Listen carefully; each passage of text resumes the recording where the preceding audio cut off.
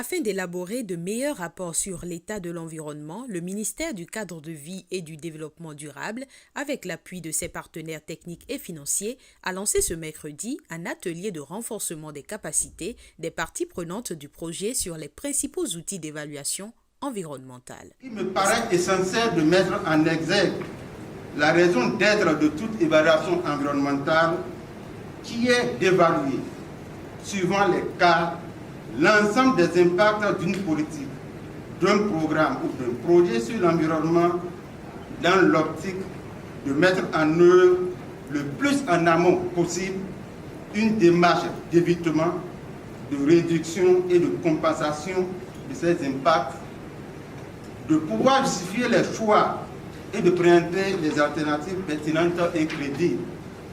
In fine, l'évaluation environnementale doit permettre d'éclairer utilement le public et l'autorité décisionnaire quant à la pertinence non seulement économique et sociale d'un projet, mais aussi et avant tout environnementale. Une gestion avisée des ressources de l'environnement est exigée par la loi cadre sur l'environnement en République du Bénin et le sommet de Rio de 1992. En se référant à la loi précitée, notamment en son titre 5, il ressort qu'au nombre des principaux outils d'évaluation environnementale, il y a l'étude d'impact environnemental, il y a l'audit environnemental, la procédure d'audience publique sur l'environnement et les plans d'urgence.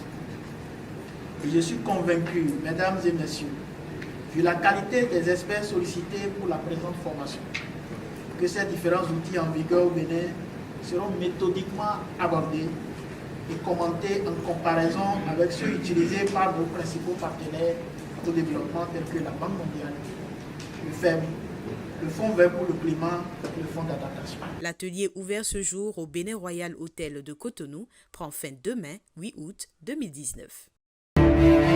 Je voudrais remercier nos formateurs qui, malgré le temps très court, ont pu quand même couvrir le programme. De vous tous, exprimer toute ma satisfaction pour le bon déroulement et la qualité des travaux qui ont marqué cet atelier de formation.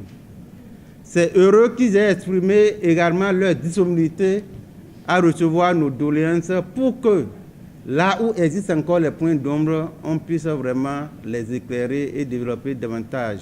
Que ceux qui sont venus surtout puissent dupliquer cette formation-là au sein de leur ministère, au sein de la cellule tout au moins environnementale. Ceux qui travaillent avec vous, essayez de dupliquer cette formation-là pour qu'ils puissent savoir ce que vous avez fait et comment vous accompagner. Je crois que ce sont sur ces éléments-là et comptant sur vous que vous allez nous accompagner à mettre en œuvre ces recommandations que je déclare officiellement clos les travaux du présent atelier de renforcement des capacités sur les outils d'évaluation environnementale. Je vous remercie.